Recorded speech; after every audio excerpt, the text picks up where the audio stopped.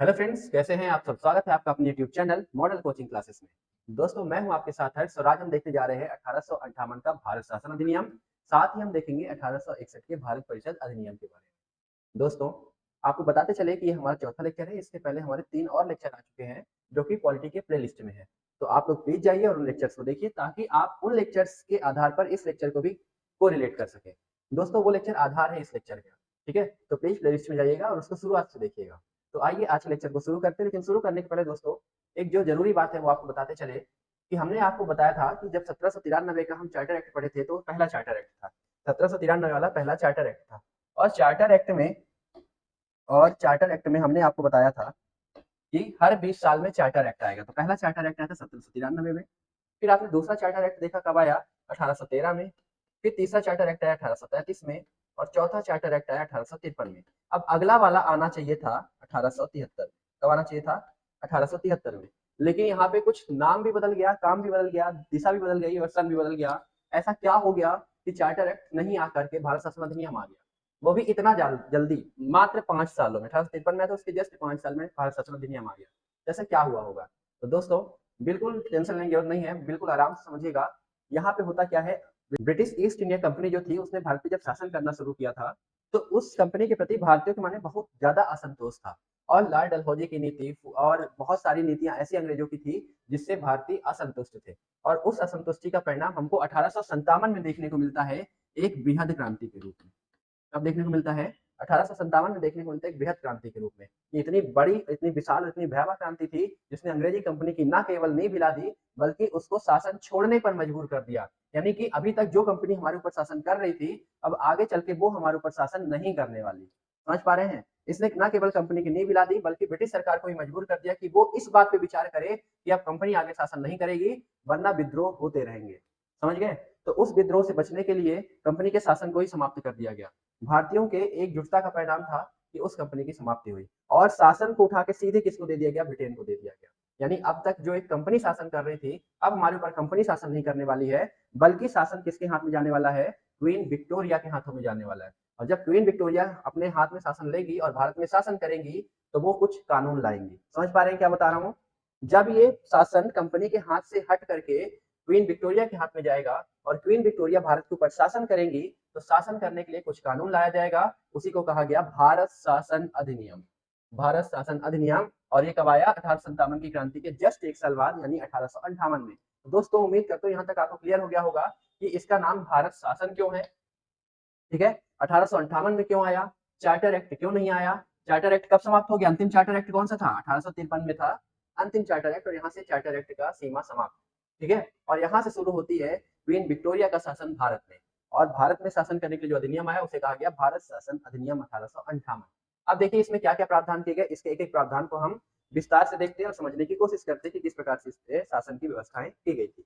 आगे देखिएगा, यह अधिनियम 1857 की क्रांति से प्रभावित था। तो आपसे क्वेश्चन पूछेगा, ये जो अधिनियम 1858 का, ये किस क्रांति से प्रभावित था? या फिर दूसरा क्वेश्चन इसको घुमा के पूछ सकता है कि 1857 की क्रांति के पश्चात जो अधिनियम भारत में आया था उसका नाम क्या था? ध्यान रखिएगा, क्या था? भारत शासन अधिनियम था जो 1857 की क्रांति से प्रभावित था। आगे एक बहुत पॉपुलर क्वेश्चन जो पूछा जाता है, 1857 की क्रांति के समय इंग्लैंड के प्रधानमंत्री कौन थे? तो वो थे लॉर्ड पाल्मस्टन। इंग्लैंड के प्रधानमंत्री का नाम था लॉर्ड पाल्मस्टन, जो 1857 की क्रांति के समय से। ठीक है, आगे देखिए, इस प्रावधान का अन्य नाम क्या है? भारत के शासन को अच्छा बनाने वाला अधिनियम। अब अंग्रेज इतनी बुरी तरह डरे हुए थे कि उनको लग रहा था कि अगर हमको शासन करना है तो हम कंपनी के माध्यम से तो अब नहीं कर सकते। तो अब भारतीयों को ऐसा हम क्या बोले, क्या कह के शासन करें कि हमको शासन भी करने दे और हम उनपे शासन करते भी रहे। समझ रहे हैं? यानी प्यार से बेवकूफ बनाने वाला काम कब किया गया था? 1858 में। और उसमें कहा गया कि आप लोग परेशान ना हो, जिस कंपनी ने आपको परेशान किया है ना, अब वो आपके ऊपर शासन नहीं करेगी। अब जो शासन करेगी उदार विक्टोरिया करने वाली है, ब्रिटेन की। जब विक्टोरिया के हाथ में शासन गया तो लोगों ने पूछा, अच्छा वो अच्छा शासन करेंगे? तो कहे हाँ बिल्कुल अच्छा शासन करेंगे। तो बोले कैसे? तो उन्होंने बोला कि वो जो कानून लेके आएंगे उसका नाम ही होगा भारत के शासन को अच्छा बनाने वाला कानून या अधिनियम। समझ पा रहे हैं? उन्होंने काम वही था, श्रेणी वही थी, बस ये था कि कंपनी के से हट करके शासन कहाँ चला गया? विक्टोरिया के हाथ में। और उन्होंने जब ये कानून लाया तो उस कानून का नाम दिया भारत के शासन को अच्छा बनाने वाला अधिनियम। यानी प्यार से बेवकूफ बनाने का काम 1858 में ब्रिटिशर्स द्वारा किया गया। ठीक है, इसमें कुछ भी नहीं था, शासन तो अभी वही देश कर रहा है ना, बस इंसान बदल गया है, कंपनी से हटके क्वीन पे शिफ्ट हो गया है सारी चीजें। ठीक है, आगे देखिएगा, ईस्ट इंडिया कंपनी के शासन को समाप्त कर दिया गया। ये वही कंपनी थी जो सन 1600 ईस्वी में भारत आई और देखते देखते पूरे देश पे राज करने लगी।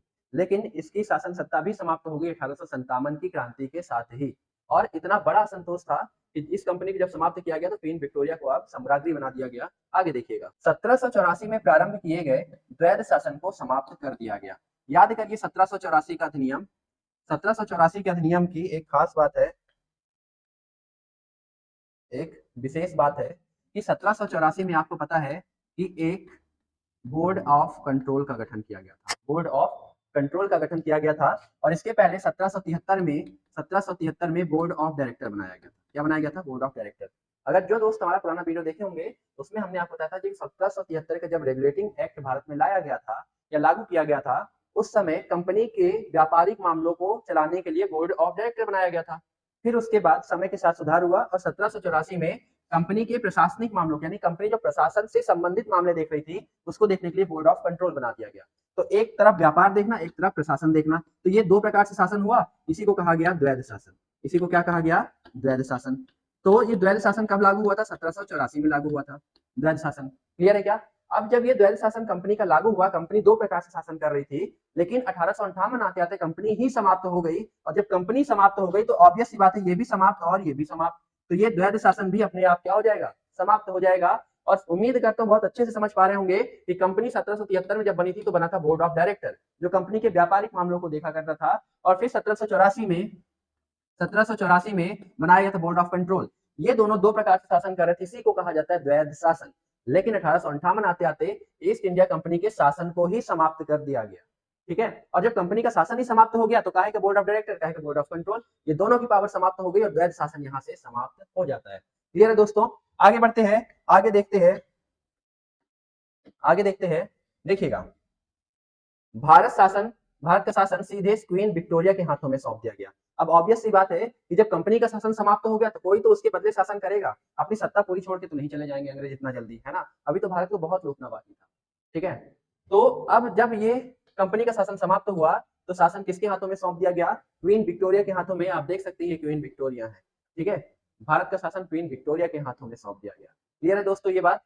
अब आगे देखिएगा, आगे इसमें अन्य प्रावधान को देखते हैं कि इसके आगे प्रावधान क्या है। ठीक है, देखिए, भारत के गवर्नर जनरल को पद नाम बदलकर भारत का वॉइस रॉय बना दिया गया। ठीक है, जो भारत का गवर्नर जनरल था, याद करिए 1833 में बंगाल के गवर्नर जनरल को भारत का गवर्नर जनरल बना दिया गया था और ये पद नाम 1858 तक यथावत रहा। लेकिन 1858 में जब कंपनी का शासन समाप्त हुआ तो ये जो भारत का गवर्नर जनरल पद नाम था, इस पद नाम को बदल के भारत का वॉइस रॉय रख दिया गया। तो आपसे क्वेश्चन पूछेगा किस अधिनियम के तहत भारत के गवर्नर जनरल का पद नाम बदलकर भारत का वॉइस रॉय रखा गया? तो याद रखिएगा 1858 के अधिनियम के तहत। और भारत के पहले वॉइस रॉय बनने वाले व्यक्ति थे लॉर्ड कैनिंग। कौन थे? लॉर्ड कैनिंग की। आप देख सकते हैं लॉर्ड कैनिंग की फोटो है। पहले व्यक्ति कौन थे? लॉर्ड कैनिंग थे। इज दैट क्लियर दोस्तों?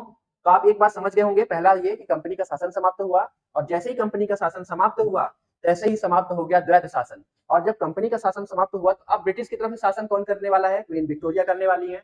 क्वीन विक्टोरिया जब शासन संभालेंगी तो वो भारत के जो वो है भारत के गवर्नर जनरल है उसका पद नाम बदल के क्या कर दिया गया? अब भारत का वॉइस रॉय कर दिया गया। और भारत का वॉइस रॉय बनने वाले पहले व्यक्ति कौन थे? Lord Canning. क्लियर है दोस्तों? पूरी कहानी समझ में आ रही होगी उम्मीद करता हूं। आगे देखिएगा, अब प्रशासनिक जिम्मेदारी इंडिया काउंसिल या इंडिया हाउस को दिया गया, जिसका प्रमुख भारत का सचिव कहलाया, जो कि कैबिनेट मंत्री होता था। अब इसको बिल्कुल ध्यान समझिएगा, इतना लंबा चौड़ा लिखा है तो आपको परेशान होने की जरूरत नहीं है, बहुत ही सरल शब्दों में इसको समझिएगा। अभी तक जो प्रशासन का काम था, अभी तक जो प्रशासन का काम था, आपको पता है कि कंपनी की तरफ से बोर्ड ऑफ कंट्रोल कर रहा था, है ना? हमने आपको बताया था कि बोर्ड ऑफ कंट्रोल का जब गठन किया गया था ना, तो वो प्रशासन से संबंधित काम को कर रहा था। और जब कंपनी समाप्त हुई तो अब प्रशासनिक काम दिया किसको जाए? तो इसके लिए एक संस्था बनाई गई, इंडिया काउंसिल या इंडिया हाउस। और इंडिया हाउस का प्रमुख व्यक्ति यानी इस संस्था का जो प्रमुख व्यक्ति था उसका नाम था भारत का राज्य सचिव। समझ पा रहे हैं? इसका नाम क्या था? भारत का राज्य सचिव।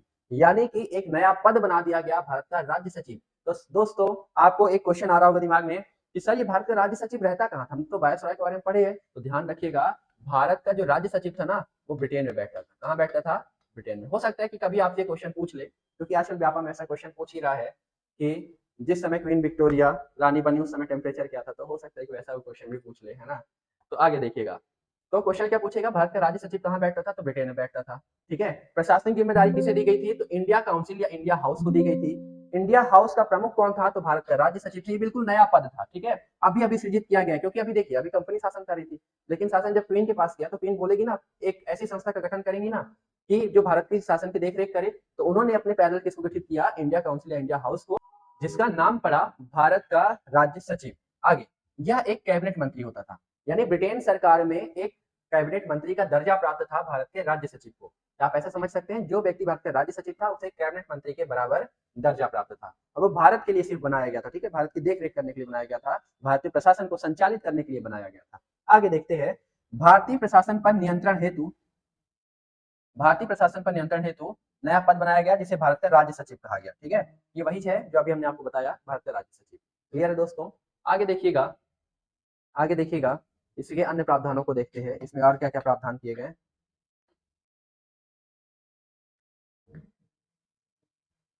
तो देखते हैं इसके अन्य प्रावधान को। ठीक है,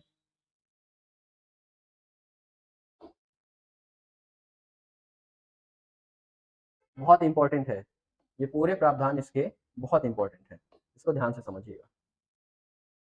दोस्तों उम्मीद करता हूँ जो हमारा वीडियो चल रहा है, जो पुरानी क्लासेस हुई हैं, वो आपको बहुत अच्छे समझ में आ रही होंगी, और उसके आधार पे आप क्वेश्चन भी सॉल्व कर रहे होंगे, लगा रहे होंगे, और आपकी तैयारी भी बहुत अच्छी चल रही होगी। लेकिन फिर भी अगर दोस्तों आपको डाउट होता है, तो आप हमारे डिस्क्रिप्शन बॉक्स में जाकर के टेलीग्राम के लिंक को क्लिक करके हमारे चैनल को ज्वाइन कर सकते हैं। हम आपको इंस्टाग्राम में भी मिल जाएंगे, हम आपको फेसबुक में भी मिल जाएंगे, तो आप दोनों जगह पे जाकर के उसको ज्वाइन कर सकते हैं।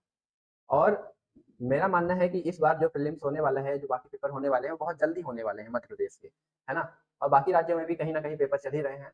तो दोस्तों लगातार पढ़ते रहिए, हमारी कोशिश है कि हम जल्दी जल्दी आपको अपडेट देते रहें, चीजें आती रहें, और आप लगातार आपकी तैयारी बनी रहे। ठीक है, तो आइए दोस्तों इसको देखते हैं, अगले प्रावधान को इसके देखिएगा। भारत के राज्य सचिव की सहायता के लिए 15 सदस्यीय परिषद का गठन किया गया। यानी वो जो सचिव था वो बेचारा अकेले काम तो करेगा नहीं, उसको कुछ लोगों की सहायता से काम करना पड़ेगा ना। काम अब देखिएगा, जैसे मान लीजिए देश में क्या होता है, प्रधानमंत्री, अब प्रधानमंत्री अकेले थोड़ी ना पूरे देश को चलाते हैं, उसके साथ होती है उनकी मंत्री परिषद। इसी प्रकार इतने बड़े भारत पे प्रशासन करने के लिए जब राज्य सचिव को बैठाया गया, तो राज्य सचिव अकेले कैसे पूरी नीतियां बना लेगा, उसको चाहिए ना एक थिंक टैंक चाहिए, लोग सोचने वाले चाहिए, तो उसके लिए क्या बनाया गया, 15 सदस्यीय परिषद बनाया गया जो उसकी सहायता करे। क्लियर है दोस्तों। आपसे क्वेश्चन पूछेगा, भारत के राज्य सचिव की सहायता के लिए कितने सदस्यीय परिषद का गठन किया गया, ध्यान रखिएगा 15 सदस्य। आगे, भारत के राज्य सचिव बनने वाले पहले व्यक्ति का नाम था लॉर्ड स्टैनली। क्या नाम था, लॉर्ड स्टैनली। ये आप देख सकते हैं, ये थे लॉर्ड स्टैनली, जो ब्रिटेन में बैठते थे, और इनको कैबिनेट मंत्री का दर्जा प्राप्त था, और इनकी सहायता के लिए 15 सदस्यीय परिषद भी गठित की गई थी। ये पहले वो व्यक्ति थे जिनको भारत का राज्य सचिव बनाया गया। क्लियर है। आगे देखिएगा, इसी समय सीएजी के पद का गठन किया गया, और पहले सीएजी बनने वाले व्यक्ति का नाम था एडवर्ड ड्रमंड। क्लियर है दोस्तों। ये आपसे क्वेश्चन पूछ सकता है कि भारत के पहले सीएजी कौन थे, तो ध्यान रखिएगा एडवर्ड ड्रमंड थे। क्लियर दोस्तों, उम्मीद करता हूँ 1857 के अधिनियम को अच्छे से आप समझ पाए होंगे। एक बार क्विक रिवीजन करा देता हूँ। देखिए 1857 में क्रांति हुई, और क्रांति के पश्चात कंपनी जो थी, कंपनी के शासन को समाप्त कर दिया गया, और शासन को जिम्मेदारी दे दी गई किसको, क्वीन विक्टोरिया को। और क्वीन विक्टोरिया जब भारत पे शासन करने के लिए कानून लेके आई, तो उस कानून को कहा गया भारत शासन अधिनियम 1858, और इसका अन्य नाम दिया गया भारत के शासन को अच्छा बनाने वाला अधिनियम। समझ पा रहे हैं। फिर इसमें कंपनी का जब शासन समाप्त हुआ, तो कंपनी के साथ ही समाप्त हो गया द्वैध शासन, और जब द्वैध शासन समाप्त हुआ, तो प्रशासनिक काम की जिम्मेदारी दे दी गई ब्रिटेन में बैठे एक व्यक्ति को, जो भारत का राज्य सचिव कहलाया, और पहले राज्य सचिव बनने वाले व्यक्ति थे लॉर्ड स्टैनली, और इनकी सहायता के लिए गठित की गई 15 सदस्यीय काउंसिल, और इसी में प्रावधान किया गया सीएजी का, और पहले सीएजी बनने वाले व्यक्ति का नाम था एडवर्ड ड्रमंड। तो दोस्तों उम्मीद करता हूँ 1858 का अधिनियम अच्छे समझ में आया होगा। आइए देखते हैं 1861 के अधिनियम को। ठीक है, 1861 के अधिनियम को, और 1861 के अधिनियम को देखने से पहले दोस्तों एक बार हम नजर डालते हैं वे समस्त पदनाम जो बदले गए। और जब पदनाम बदला गया, तो आपसे क्वेश्चन पूछता है कि जैसे बंगाल का पहला गवर्नर कौन था, बंगाल का पहला गवर्नर जनरल कौन था, भारत का पहला गवर्नर जनरल कौन था, भारत का पहला वायसराय कौन था, ऐसे आपसे क्वेश्चन जनरली पूछा जाता है। तो हमें लगा कि आपको ये बता देना चाहिए एक बार में, एक स्लाइड में, कि आप ये सारे नामों को एक साथ लिख लें और याद रखें। ठीक है, तो दोस्तों ये आपके लिए हम मेहनत किए हैं, बस हमें आपसे ये उम्मीद है कि आप अपने लिए जरूर मेहनत करेंगे, और इनको जब आप कॉपी पे लिखेंगे, कभी भी आपसे कोई पूछ ले या क्वेश्चन आ जाए या मल्टीपल चॉइस आ जाए, तो आप इनको बार बार रिवाइज करिएगा।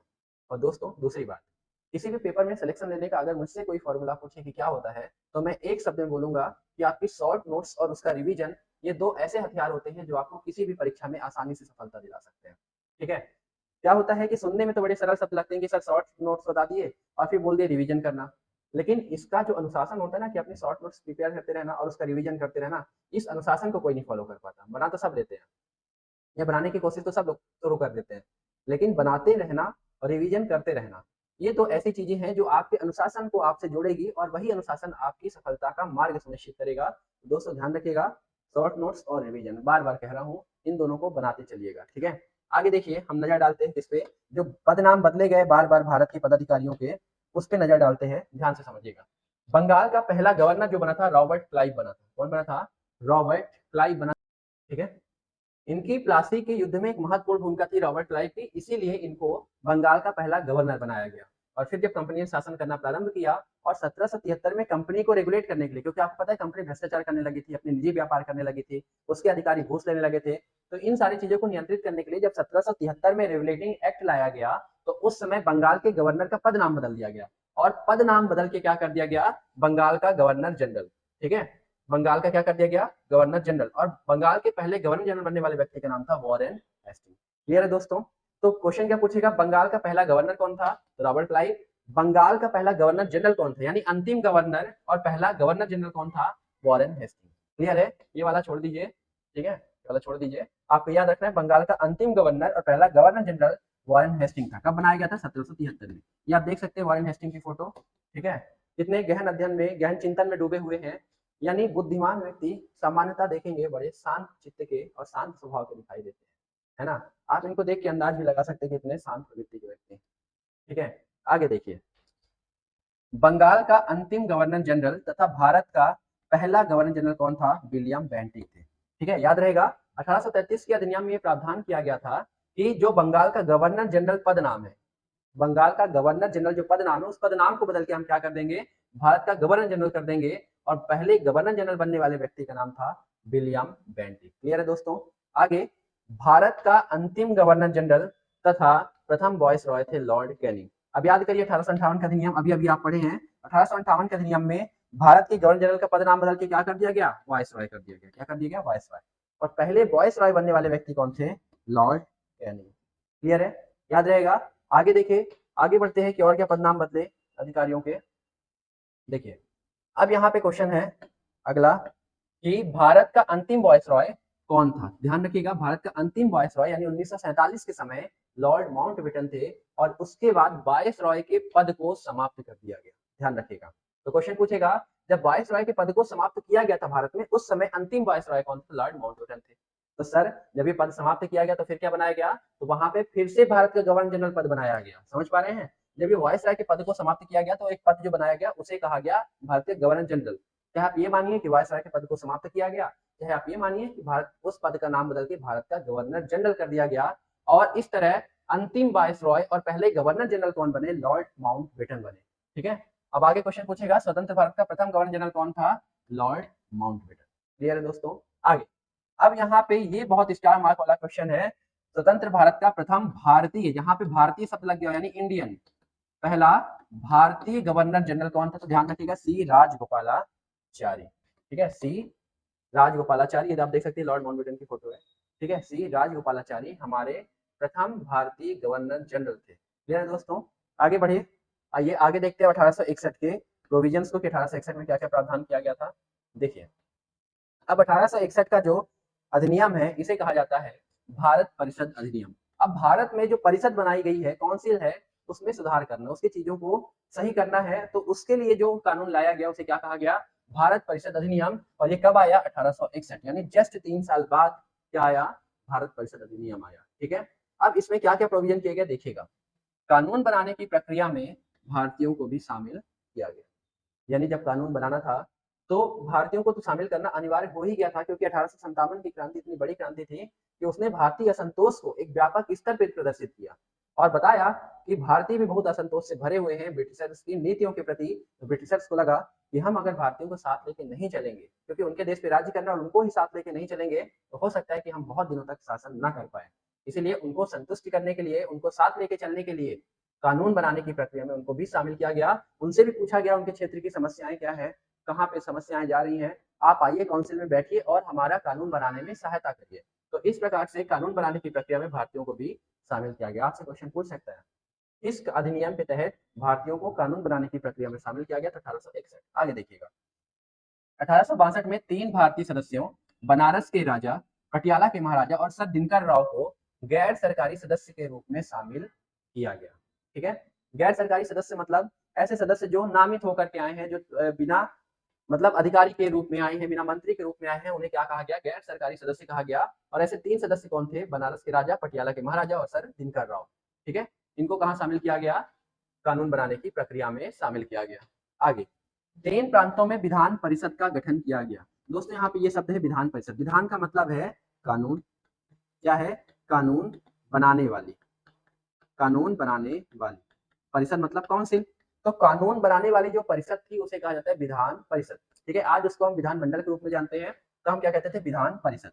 तो 3 प्रांतों में विधान परिषद का गठन किया गया। बंगाल में किया गया 1862 में, उत्तर पश्चिम प्रांत में यानी पश्चिमोत्तर प्रांत में, जैसे ये भारत है, ठीक है, ये क्या है, हमारा प्यारा भारत है, और ये पहले पाकिस्तान नहीं था, है ना, पाकिस्तान तो 1947 में आया है, बच्चा है अभी। तो उस समय पश्चिमोत्तर प्रांत में एक परिषद का गठन किया गया, कब, 1866 में, और पंजाब में 1897 में। क्लियर है, 3 विधान परिषदें बनाई गई, 1862, 1866, 1897। बंगाल, पश्चिमोत्तर प्रांत और पंजाब। क्लियर है दोस्तों, आगे बढ़ते हैं और देखते हैं अन्य प्रावधान को कि अन्य इसमें क्या क्या प्रावधान किए गए थे। ठीक है दोस्तों, अगर समझ में आ रहा हो तो प्लीज 1 मिनट का समय निकाल करके अपने दोस्तों के साथ शेयर कर दीजिए और जल्दी से वापस आ जाइएगा, है ना। ऐसा नहीं कि शेयर करने गए तो व्हाट्सएप पर नोटिफिकेशन देखे, फिर व्हाट्सएप में रह गया, फिर व्हाट्सएप के स्टेटस देखे, स्टेटस से पहुंच गए फेसबुक में, और फिर इतना गोल गोल घूमते रह गए कि फिर वापस आने का भूल गए कि 1861 पढ़ भी रहे थे, है ना। फिर अगले दिन आए, अरे 1861 छूट गया था सर, आज आप अगली क्लास पढ़ा रहे हैं। तो ये हमारी इसमें कोई गलती नहीं है, आप जल्दी से शेयर करके वापस आ जाइए। ठीक है, चलिए आगे देखते हैं अन्य प्रावधान को। अब देखिए 1861 में क्या किया गया, शाही अधिनियम 1876 पारित किया गया। ठीक है, शाही अधिनियम, ध्यान रखिएगा, क्वेश्चन पूछेगा शाही अधिनियम कब पारित किया गया, 1876 को। अभी शाही अधिनियम में था क्या सर, इस शाही अधिनियम के तहत ही क्वीन विक्टोरिया को भारत की महारानी घोषित किया गया था। ध्यान रखिएगा, क्वेश्चन पूछेगा किस अधिनियम के तहत घोषित किया गया था, तो 1861 के तहत। 1861 के अधिनियम के तहत ही आगे चल के शाही शासन अधिनियम या शाही अधिनियम लाया गया था 1876, और इसी शाही अधिनियम के तहत 28 अप्रैल 1876 को विक्टोरिया को भारत की सम्राज्ञी घोषित किया गया था। क्लियर है दोस्तों, ध्यान रहेगा, शाही अधिनियम कब लाया, 1876 में, और जिसके पारित होने के बाद 28 अप्रैल 1876 को क्वीन विक्टोरिया को भारत की सम्राज्ञी घोषित कर दिया गया।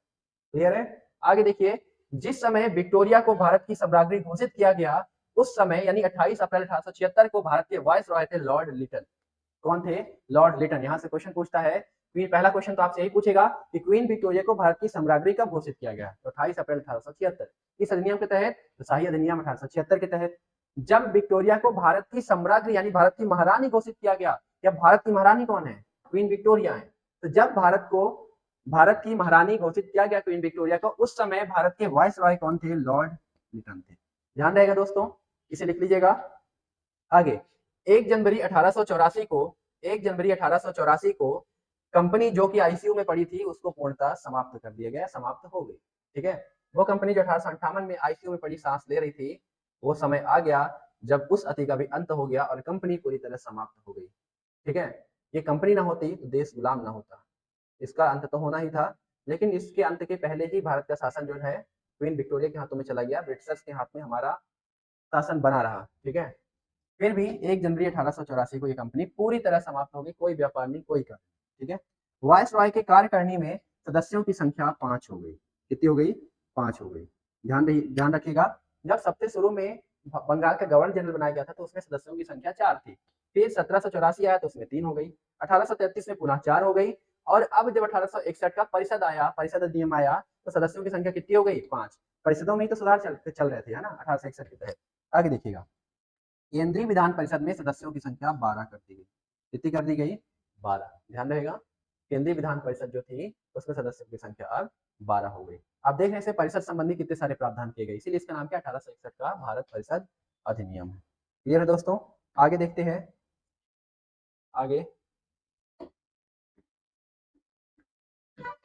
देखिए, भारत में पहली बार मंत्रिमंडल की व्यवस्था की गई, यानी पोर्टफोलियो सिस्टम। आज आप देखते हैं जो सरकारें होती हैं, ये वर्तमान जो सरकार है, उस सरकार में बहुत सारे मंत्री होते हैं और मंत्रियों के पास होते हैं उनके विभाग, है ना? जैसे ऊर्जा मंत्रालय, गृह मंत्रालय, रक्षा मंत्रालय, विदेश मंत्रालय, ठीक है, वित्त मंत्रालय, ये अलग अलग मंत्रालय आप लोग हमेशा नाम सुनते होंगे। तो एक प्रधानमंत्री अपने मंत्रियों की सहायता से काम करता है। मंत्री मंत्रियों को उनके पद और विभाग दे देता है और वही मंत्री अपने पद और विभाग के साथ देश में विकासात्मक कार्यों को अंजाम देते हैं, ठीक है। तो ये व्यवस्था यानी मंत्रिमंडल की व्यवस्था पहली बार भारत में कब देखने को मिली? 1861 के भारत परिषद अधिनियम के तहत। क्लियर है? फिर आगे देखिएगा, आपातकाल में वायसरॉय को अध्यादेश जारी करने की शक्ति प्रदान की गई तथा विधान परिषद द्वारा पारित विधियों के विरुद्ध वीटो शक्ति प्रदान की गई। दो शब्द निकल के दोनों आगे चल के बहुत इंपॉर्टेंट टर्म्स होने वाले हैं, अध्यादेश और वीटो, ठीक है। और ये दोनों वर्तमान में अगर आप पूछे कि सर ये वर्तमान में कहाँ है, वर्तमान में दोनों शक्तियां राष्ट्रपति के पास होती है, अध्यादेश जारी करने की भी और वीटो पावर लगाने की भी। लेकिन इन दोनों का मतलब आप यहीं पे समझ लीजिए, तो आगे हालांकि हम आपको समझाएंगे भी, लेकिन यहीं पे हमें लगता है कि आपको समझ लेना चाहिए। आप इतने दूर तक डाउट लेके क्यों जाएंगे जब मेरे क्लास में आए हैं, है ना? आप यहीं की यहीं पे समझिए और आगे बढ़ते हैं। देखिए, सबसे पहले अध्यादेश को समझिएगा, सबसे पहले अध्यादेश को समझिएगा। अध्यादेश क्या होता है? अध्यादेश क्या होता है पहले हम इसको समझते हैं, ठीक है। हमारे देश में विधानमंडल है, विधानमंडल है, ठीक है, जिसमें केंद्रीय विधानमंडल है और राज्य विधानमंडल। विधानमंडल का काम होता है विधियों का निर्माण करना। जैसे केंद्र में कौन बैठा है? संसद। संसद क्या करती है? विधि का निर्माण करती है, कानून का निर्माण करती है। जैसे अभी अगस्त में आपने देखा होगा कि संसद का सत्र चल रहा था, उसमें नए नए कानून बहुत सारे आ गए। इवन पूरी आईपीसी को, इंडियन पेनल कोड को, भारतीय दंड संहिता को भी बदल दिया गया, है ना? एक बड़ा बदलाव देखने को मिला। तो संसद क्या करती है? कानून बनाती है, जहाँ प्रधानमंत्री, गृह मंत्री, बाकी सारे सांसद बैठते हैं, पक्ष विपक्ष सारे लोग बैठते हैं, इनका काम होता है कानून बनाना। तो जब संसद का सत्र चल रहा होता है तो संसद कानून बनाती है, जहाँ पे लोकसभा से पारित होता है, फिर राज्यसभा से पारित होता है, फिर राष्ट्रपति हस्ताक्षर करता है। लेकिन मान लीजिए संसद का सत्र जो चल रहा है, पहले एक बात समझिएगा, तो कैसे पारित होगा? लोकसभा, राज्यसभा और प्रेसिडेंट। यानी कि जब तीन जगह से कोई बिल पारित होगा तो वो बन जाएगा कानून, लोकसभा, राज्यसभा और राष्ट्रपति, ठीक है। लेकिन मान लीजिए अगर तीन में से कोई एक ऐसा सदन है जिसका सत्र ना चल रहा हो या जिसका सत्र ना हुआ हो उस समय, ठीक है, तो उस समय क्या है, कानून की जब जरूरत पड़ेगी तो कानून बनाने के लिए तुमको पता है तीन जगह से होना चाहिए। लेकिन अब उस समय सत्र नहीं चल रहा तो क्या करेगा? राष्ट्रपति एक अध्यादेश जारी कर देगा। राष्ट्रपति क्या जारी कर देगा? एक अध्यादेश जारी कर देगा। और अध्यादेश को भी कानून ही कहा जाता है और इसकी मान्यता भी संसद द्वारा विधि पूर्वक पारित कानून के बराबर ही होती है। बस अंतर क्या होता है? अंतर ये होता है कि जहां संसद द्वारा बनाया कानून परमानेंट होता है, हमेशा के लिए, वहीं अगर राष्ट्रपति जब अध्यादेश जारी करता है ना, तो इस कानून की जो वैलिडिटी होती है, अवधि होती है, वो सिर्फ 6 माह होती है। कितनी होती है? सिर्फ 6 माह होती है। क्लियर है क्या? अब आपको समझ में आ गया होगा कि अध्यादेश क्या है, कानून है, अवधि कितनी होती है? 6 माह, ठीक है। 6 माह बाद इसको पारित कराना पड़ता है, 6 सप्ताह का टाइम होता है, फिर वो बाद में कभी बात करेंगे। क्लियर है? आगे देखिएगा वीटो। वीटो क्या होता है? जब कभी संसद कानून बनाती है तो पहले लोकसभा से, फिर राज्यसभा से, फिर प्रेसिडेंट के पास जाता है ना, राष्ट्रपति के पास। तो मान लीजिए लोकसभा से पारित हो गया, राज्यसभा से पारित हो गया, फिर कहाँ गया? प्रेसिडेंट के पास वो बिल गया, तो प्रेसिडेंट उस पर साइन करने से मना कर दिया। अब जब प्रेसिडेंट साइन नहीं करेगा तो वो कानून बनेगा नहीं। जब उसने साइन करने से मना किया तो उसने कौन सी पावर यूज की? Veto power. वीटो का मतलब होता है रोक देना। उसने कौन से पावर इस्तेमाल की? Veto power. तो उम्मीद करता हूँ समझ में आ गया होगा शॉर्टकट में। ठीक है, आगे देखते हैं। वायसरॉय को नए प्रांतों की स्थापना तथा उनका नाम परिवर्तन करने की शक्ति प्रदान की गई। वर्तमान में ये प्रावधान अनुच्छेद 2 और 3 में है, ठीक है, 2 और 3 में है वर्तमान में, वो आगे हम देखेंगे भी। लेकिन आपसे क्वेश्चन पूछेगा नए प्रांतों की स्थापना करने की शक्ति वायसराय को किस अधिनियम से मिली? तो भारत परिषद अधिनियम के तहत मिली। आगे, इस अधिनियम के तहत बंबई तथा मद्रास की विधायी शक्तियां लौटाई गई, जिन्हें जिन्हें जिन्हें 1833 में वापस ले लिया गया था। ध्यान रखिएगा, इसको लौटा दी गई, बंबई और मद्रास को उनकी विधायी शक्तियों को वापस कर दिया गया कि अब आप अपने हिसाब से अपने क्षेत्र के लिए कानून बनाओ। क्योंकि 1861 का जो भारत परिषद अधिनियम था ना, उसमें परिषदों की व्यवस्थाएं भी की गई थी। जैसे आपको पता है कि 1862 में बंगाल के लिए, 1866 में पश्चिमोत्तर प्रांत के लिए, 1897 में पंजाब के लिए विधान परिषद बनाई गई। तो जब सब क्षेत्र अपने अपने लिए कानून बना रहे हैं, अपने अपने क्षेत्र के हिसाब से कानून बना रहे हैं, तो बंबई और मद्रास को भी उसकी विधायी शक्तियों को वापस लौटा दिया गया। तो दोस्तों ये था 1861 का भारत परिषद अधिनियम, और उम्मीद करता हूँ आपको अच्छे से समझ में आया होगा। हम आपसे मिलते दोस्तों अगली क्लास में, तब तक के लिए धन्यवाद।